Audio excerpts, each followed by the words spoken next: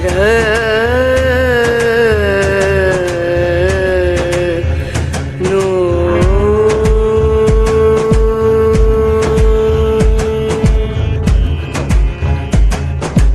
राधे, जय माता की भक्तों। आप सभी का स्वागत करती हूँ स्पिरिचुअल ज्ञान साधना में, और आप सभी से अनुरोध करती हूँ कि स्पिरिचुअल ज्ञान साधना को सब्सक्राइब कर लीजिए और बेल आइकन को प्रेस कर दीजिए ताकि आपको नई नई वीडियोस का नोटिफिकेशन मिलता रहे। आज वैशाख मास के शुक्ल पक्ष की अष्टमी तिथि है। अष्टमी तिथि का हिंदू धर्म में बहुत अधिक महत्व होता है और वैशाख मास तो इतना पावन है कि वैशाख मास के प्रत्येक दिन, प्रत्येक तिथि का अपना अलग ही महत्व होता है। अत्यंत पावन, पवित्र, पुण्यदायक वैशाख माह, और इसमें जब अष्टमी की तिथि आती है तो उसका महत्व और अधिक बढ़ जाता है। जय माता की, राधे राधे। कैसे हैं आप सभी लोग? आशा करते हैं सभी लोग बहुत अच्छे होंगे। बताने के लिए कमेंट में जय माता की, राधे राधे अवश्य ही लिखिएगा। तो आज हम बात करेंगे वैशाख मास के पुण्यदायक तिथि अष्टमी तिथि के विषय में, जो कि आज है। बहुत ही सुंदर और पावन तिथि होती है। माता रानी की ये तिथि है। माँ सभी के कष्टों को दूर करती हैं। प्रत्येक वर्ष 4 नवरात्रि आते हैं पूरे वर्ष में, 2 गुप्त नवरात्रि और 2 मुख्य नवरात्रि। चैत्र नवरात्रि, वासंतिक नवरात्रि, दोनों ही व्रत, और जो आश्विन मास के और माघ मास के गुप्त नवरात्रि होते हैं। सभी में जो अष्टमी की तिथि होती है वो माता महागौरी को समर्पित होती है, और माँ गौरी ही सभी माताओं के रूप हैं।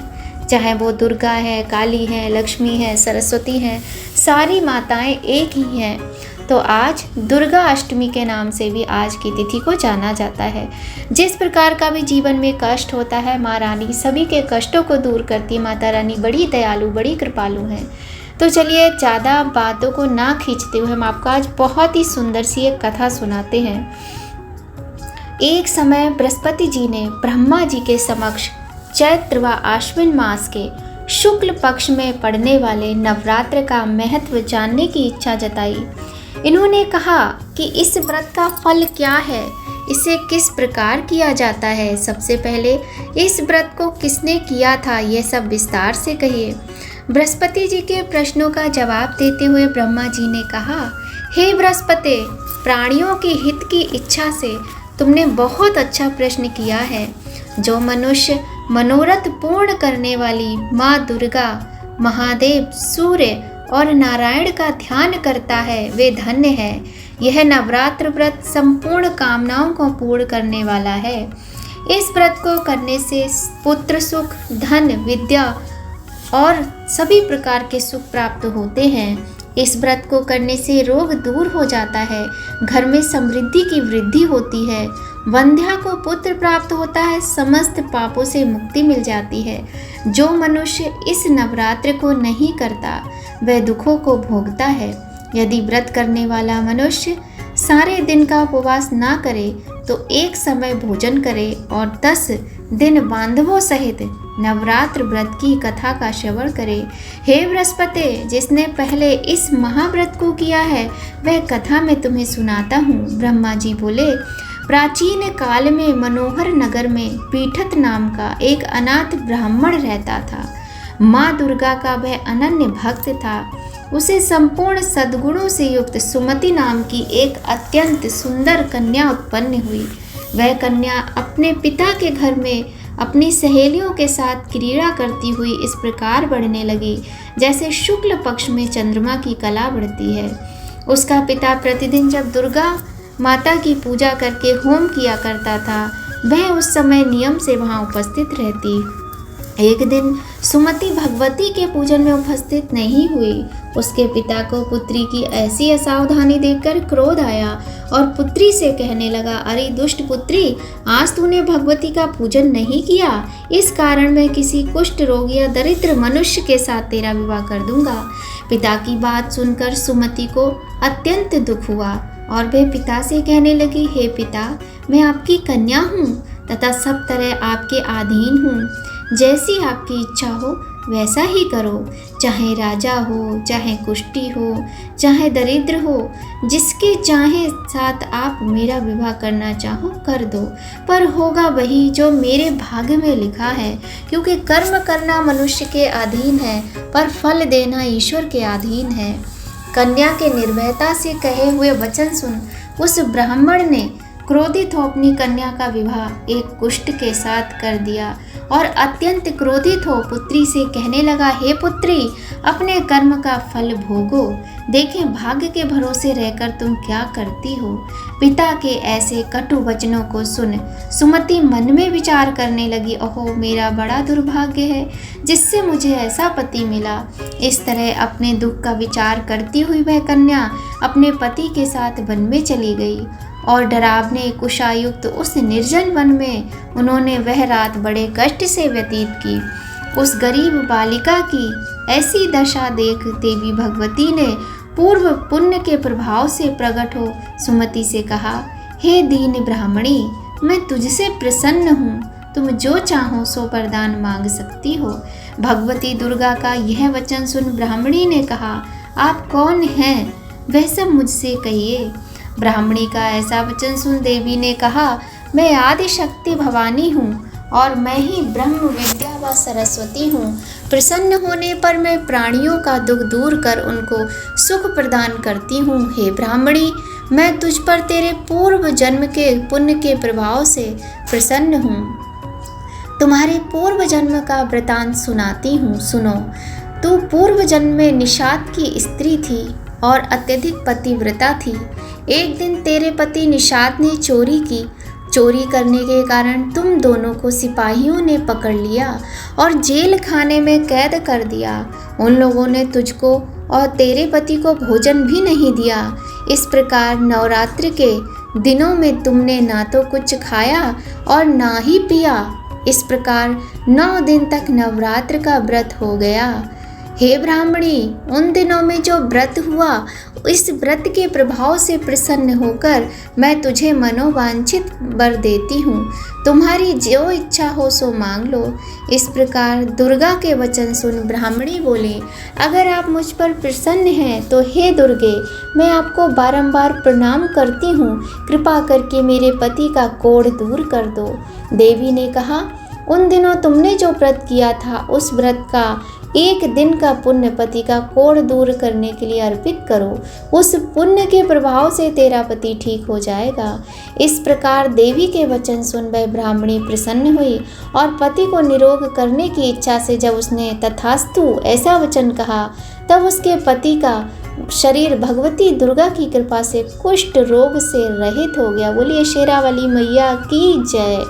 वह ब्राह्मणी पति को देख देवी की स्तुति करने लगी, हे दुर्गे, आप दुर्गति को दूर करने वाली हो, तीनों लोकों का संताप हरने वाली हो, समस्त कष्टों को दुखों को दूर करने वाली हो, रोगी मनुष्य को निरोग करने वाली, प्रसन्न हो मनोवांछित वर देने वाली और दुष्टों का नाश करने वाली जगत की माता हो। हे अम्बे, मुझ निरपराध अबला को मेरे पिता ने कुष्ठी मनुष्य के साथ विवाह कर घर से निकाल दिया।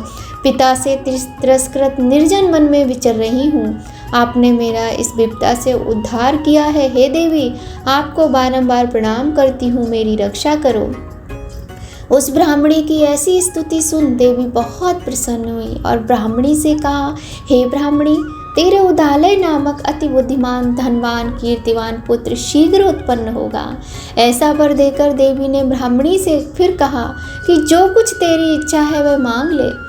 सुमति ने कहा कि हे भगवती दुर्गे, अगर आप मुझ पर प्रसन्न हैं तो कृपा मुझे नवरात्र व्रत की विधि का विस्तार से वर्णन करें।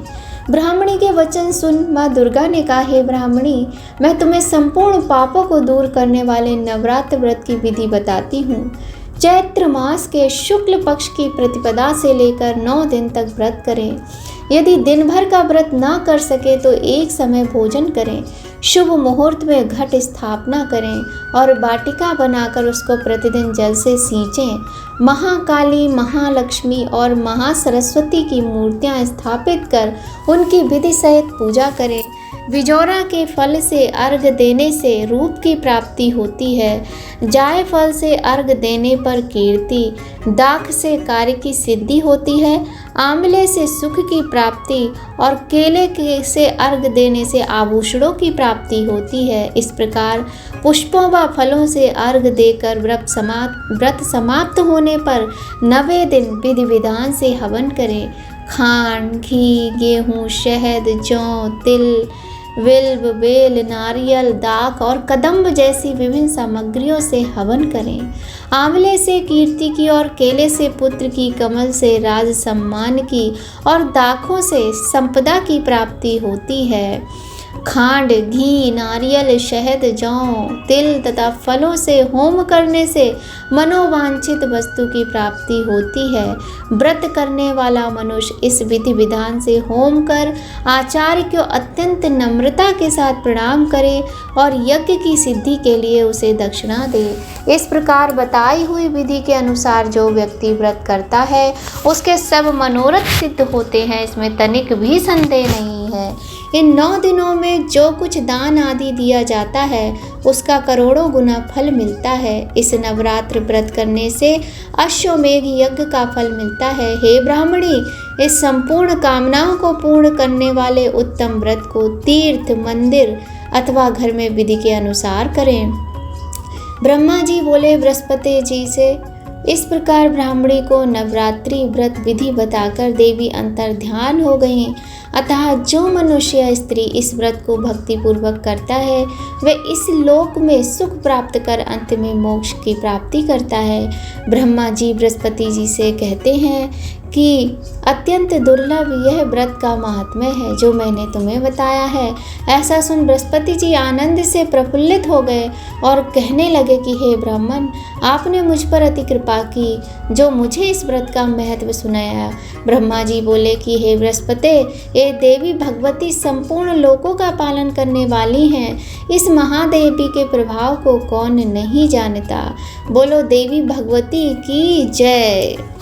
तो यह थी माता दुर्गा की कहानी, नवरात्रि की कथा। आपको कैसी लगी कमेंट करके बताइएगा अवश्य। मासिक दुर्गा अष्टमी के दिन देवी दुर्गा की उपासना करने से आपकी सभी मनोकामनाएं पूरी होती हैं, साथ ही प्रत्येक समस्या का हल मिल जाता है।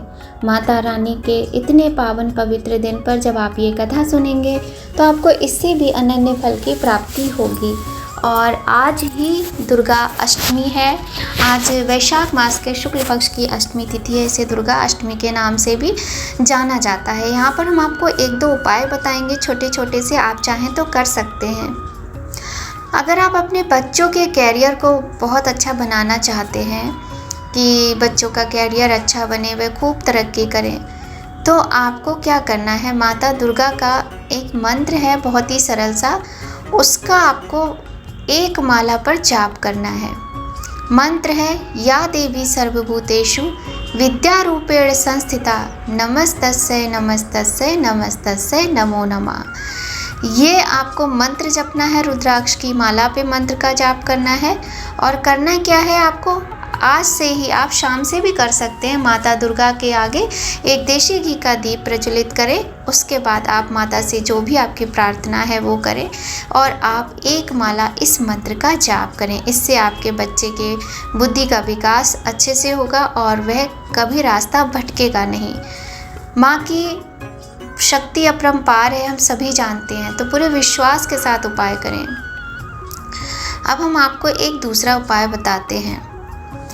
देखिए, अगर आपको एक होता है ना, कभी कभी मन बहुत अजीब सा रहता है, अजीब सा डर लगता है, कोई काम करना चाहते हैं तो मन में डर रहता है, मतलब एक घबराहट रहती है।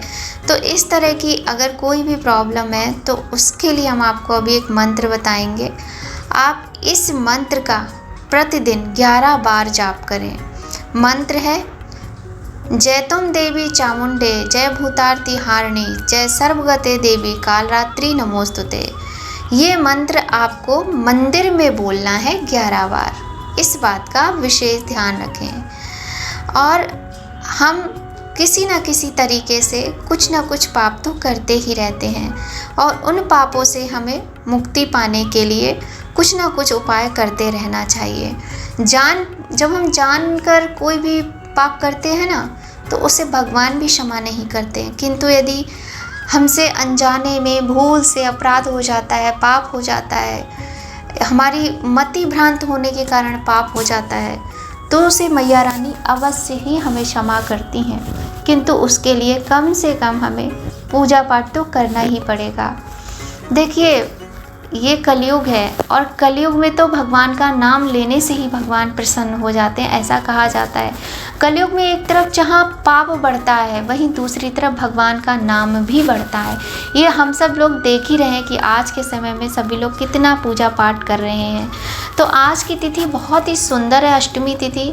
यदि आपके मन में किसी तरह का कोई संदेह है, कोई परेशानी है और आप भगवान को नहीं मानते हैं, तो आप ये अपनी जिद छोड़ दीजिए और आज से ही माता के उपासक बन जाइए। देखिए, माँ हमको जन्म देती है, पिता का भी उतना ही स्थान होता है जितना माँ का होता है, लेकिन माँ सारे संसार की जो माँ है, माँ जगत जननी माँ दुर्गा, इनकी शरण में आ जाइए और आज से ही इनकी पूजा उपासना प्रारंभ कीजिए सरल तरीके से। आवश्यक नहीं है कि आप पूरा अनुष्ठान करें, सरल तरीके से जैसे करना चाहें। फिर देखिए माँ कैसे चमत्कार करती हैं और आपके दुखों को दूर करती हैं। तो वीडियो अच्छी लगे लाइक अवश्य कीजिएगा, कमेंट में जय माता की राधे राधे अवश्य ही लिखिएगा। आज दुर्गा अष्टमी है और कल बृहस्पतिवार का दिन है और 16 तारीख है। 16 तारीख को सीता नवमी है। तो आज हम माता दुर्गा की उपासना करेंगे और कल माता सीता की उपासना करेंगे। कल माँ सीता का प्राकट्य हुआ था। कल के दिन जैसे हम राम नवमी का त्यौहार मनाते हैं, वैसे ही हमें सीता नवमी का त्यौहार भी मनाना चाहिए। व्रत भी रख सकते हैं, उपाय करना चाहें तो उपाय भी कर सकते हैं और उपाय के लिए मेरी वीडियो बहुत जल्द आपको मिल जाएगी। वीडियो पसंद आए तो लाइक अवश्य किया करें और जो भी सुझाव हो वो भी अपने आप कमेंट में दे सकते हैं। तो फिर मिलते हैं आपसे नई वीडियो में नई जानकारी के साथ। तब तक सभी लोग खूब खुश रहिए, प्रसन्न रहिए, स्वस्थ रहिए, अपने अपनों का ध्यान रखिए। जय माता की, राधे राधे।